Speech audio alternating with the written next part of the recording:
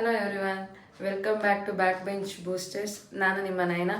ಎಲ್ಲರೂ ಹೇಗಿದ್ದೀರಾ? ಎಲ್ಲ ಚೆನ್ನಾಗಿ ಸ್ಟಡೀಸ್ ಮಾಡ್ತಿದ್ದೀರಾ ಅಂತ ಅಂದ್ಕೊಂಡಿದ್ದೀನಿ. ಹಾಗೆ ನಮ್ಮ ಎಲ್ಲ ವೀಡಿಯೋಸ್ನ ನೋಡ್ತಾ ಇದ್ದೀರಾ ಅಂತ ಅಂದ್ಕೊಂಡಿದ್ದೀನಿ. ಇನ್ ಕೇಸ್ ಇನ್ನೂ ಯಾರಾದರೂ ನೋಡಿಲ್ಲ ಅಂತ ಹೇಳಿದ್ರೆ ಆ ಎಲ್ಲ ವೀಡಿಯೋಸ್ನ ಲಿಂಕ್ನ ನಾನು ಡಿಸ್ಕ್ರಿಪ್ಷನ್ ಬಾಕ್ಸಲ್ಲಿ ಪ್ರೊವೈಡ್ ಮಾಡ್ತೀನಿ. ದಯವಿಟ್ಟು ನೋಡಿಕೊಂಡು ಇದು ಈ ಚಾಪ್ಟ್ರಲ್ಲಿ ಲಾಸ್ಟ್ ಕ್ಲಾಸು. ಈ ಕ್ಲಾಸಲ್ಲಿ ಎಲ್ಲ ಕವರ್ ಆಗಿದೆ. ಲಾಸ್ಟ್ ಎಕ್ಸಸೈಸು 1.2 ಅದನ್ನು ಇವತ್ತು ಕವರ್ ಮಾಡ್ತೀನಿ. ಹಾಗೆ ಇನ್ನೊಂದೇನಪ್ಪ ಅಂತ ಹೇಳಿದ್ರೆ, ನಮ್ಮ ಈ ಯೂಟ್ಯೂಬ್ ಚಾನಲ್ನ ಯಾರಾದರೂ ಇನ್ನೂ ಸಬ್ಸ್ಕ್ರೈಬ್ ಮಾಡದೆ ನೋಡ್ತಾ ಇದ್ರೆ ದಯವಿಟ್ಟು ಸಬ್ಸ್ಕ್ರೈಬ್ ಮಾಡಿ, ಲೈಕ್ ಮಾಡಿ, ಶೇರ್ ಮಾಡೋದನ್ನ ಮರಿಬೇಡಿ. ಸೊ ಓಕೆ, ಇವತ್ತಿನ ಕ್ಲಾಸಿಗೆ ಬರೋಣ.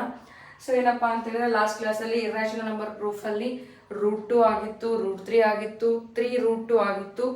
ನೆಕ್ಸ್ಟ್ ಈಗ ಎಕ್ಸಸೈಸ್ 1.2ನಲ್ಲಿ ಫಸ್ಟ್ ಪ್ರಾಬ್ಲಮ್ ಏನಿದೆ, first problem prove that √5 is on irrational number. ಇದು ಸೇಮ್ ಆಸ್ ಇಟ್ ಈಸ್ √2 √3 ಏನಿದೆಯೋ ಅದೇ ಥರ, ಜಸ್ಟ್ ನಂಬರ್ ರೀಪ್ಲೇಸ್ ಮಾಡೋದು. ಅದಕ್ಕೆ ನಾನು ಇದನ್ನು ತೋರಿಸ್ತಾ ಇಲ್ಲ. ನೆಕ್ಸ್ಟ್ ಪ್ರಾಬ್ಲಮ್ಗೆ ಹೋಗ್ತಾ ಇದ್ದೀನಿ. ಸೊ ನೆಕ್ಸ್ಟ್ ಪ್ರಾಬ್ಲಮ್ ಏನಿದೆ, second problem, prove that 3 + 2 √5 is on irrational number.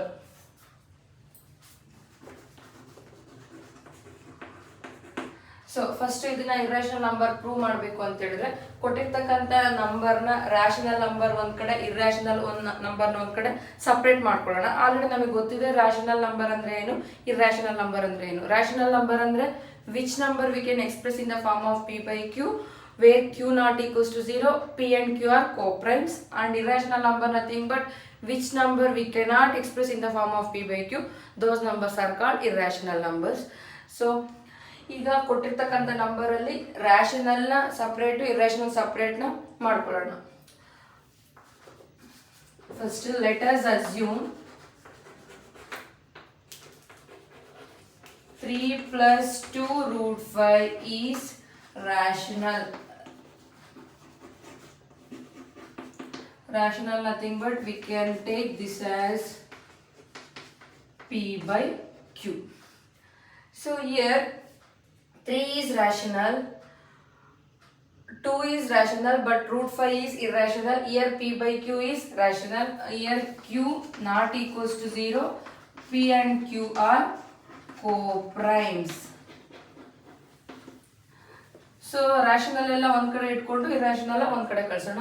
So 2 √5 ಇಲ್ಲೇ ಇರಲಿ. p/q ಈ 3, ಇದು ರ್ಯಾಷನಲ್, ಇದು ರ್ಯಾಷನಲ್ ಒಂದ್ ಕಡೆ ತಗೋತಾ ಇದೀನಿ. ಸೊ 3 ಆ ಕಡೆ ಬಂದ್ರೆ ಏನಾಗುತ್ತೆ, -3. ಇಲ್ಲಿ +3 ಇದೆ, ಈಕ್ವಲ್ಸ್ ಇಂದ ಆ ಕಡೆ ಮತ್ತೆ ಈ ಕಡೆ ಟ್ರಾನ್ಸ್ಫರ್ ಆದ್ರೆ ಏನಾಗುತ್ತೆ, ಸೈನ್ ಏನಿರುತ್ತೋ ಅದು ರಿವರ್ಸ್ ಆಗುತ್ತೆ. ಸೊ 2 √5 ಈಕ್ವಲ್ಸ್ ಡಿನಾಮಿನೇಟರ್ ಏನಿಲ್ಲ ಅಂದ್ರೆ ಏನಿರುತ್ತೆ, 1 ಇರುತ್ತೆ. ಸೊ LCM ಏನಾಗುತ್ತೆ ಅಂದ್ರೆ 1 × q, p × 1 p -3 × q 3q. Here √5 is irrational, 2 is rational. So irrational ಇಲ್ಲೇ ಇಡೋಣ. p -3q/q. ಸೊ ಇಲ್ಲಿ ಇಂಟು ಇದೆ, ಡಿವೈಡ್ ಈಕ್ವಲ್ಸ್ ಇಂದ ಈ ಕಡೆ ಟ್ರಾನ್ಸ್ಫರ್ ಆದ್ರೆ ಏನಾಗುತ್ತೆ, ಡಿವೈಡ್ ಬೈ ಆಗುತ್ತೆ. ಏನಾಗುತ್ತೆ, so 2q. So √5, here √5 is an irrational number and this is an rational number. √5 is rational number, sorry, √5 is an irrational number and p -3q/2q is rational. Already we know rational number not equals to irrational, but here in our proof rational number equals to irrational number. That's why this our assumption becomes wrong. According to result, rational number not equals to irrational number. Therefore our assumption is wrong. So if our assumption is wrong means what you assumed here, ಏನಂತ assume ಮಾಡ್ಕೊಂಡಿದ್ವಿ, 3 + 2 √5 is rational number here, but if it is wrong means it will become 3 + 2 √5 become irrational number.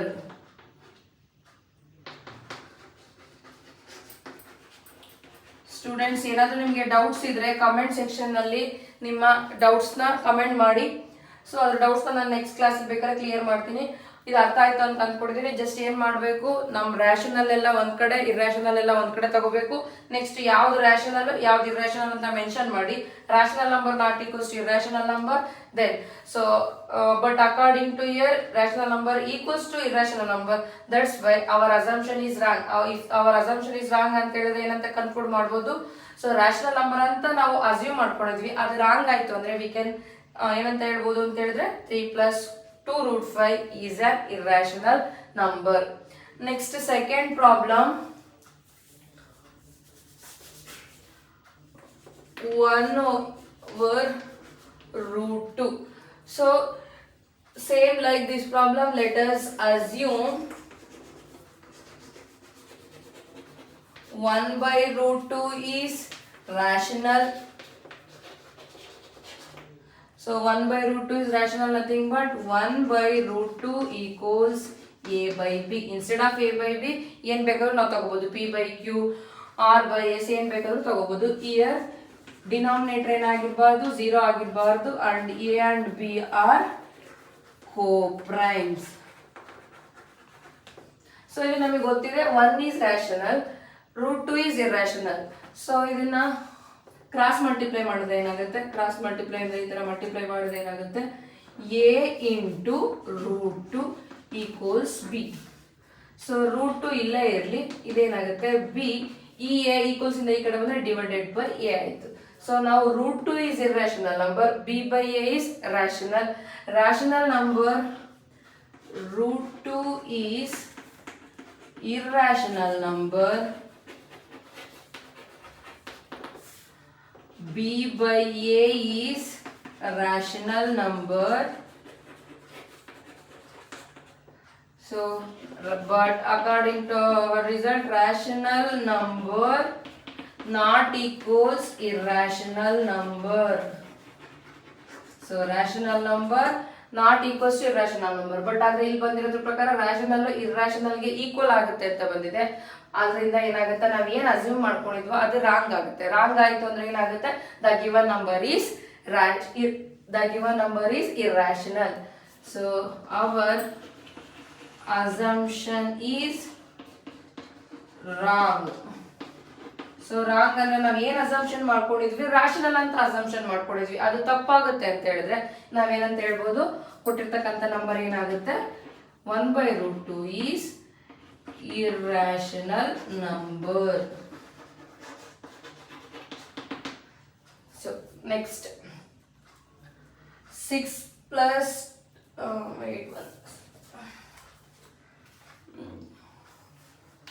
in second one 3 + 2√5. In third main, first one is 1/√2, second one is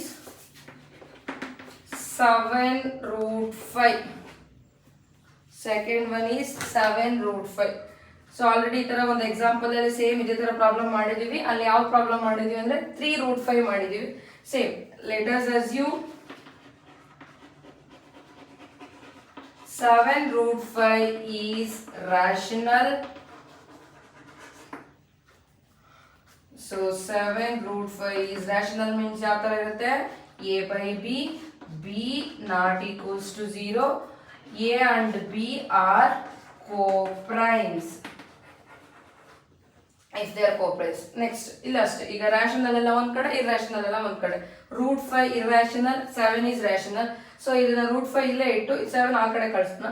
so √5 a 7 equals ಇಂದ ಈ ಕಡೆ transfer ಆಯ್ತು ಅಂದ್ರೆ into ಇರೋದ್ರಿಂದ ಏನಾಗುತ್ತೆ, divide 7b. So ಈ 5 is irrational, a by 7b is rational. So rational number not equals to irrational number. Rational number not equals to irrational number. Therefore our assumption is wrong.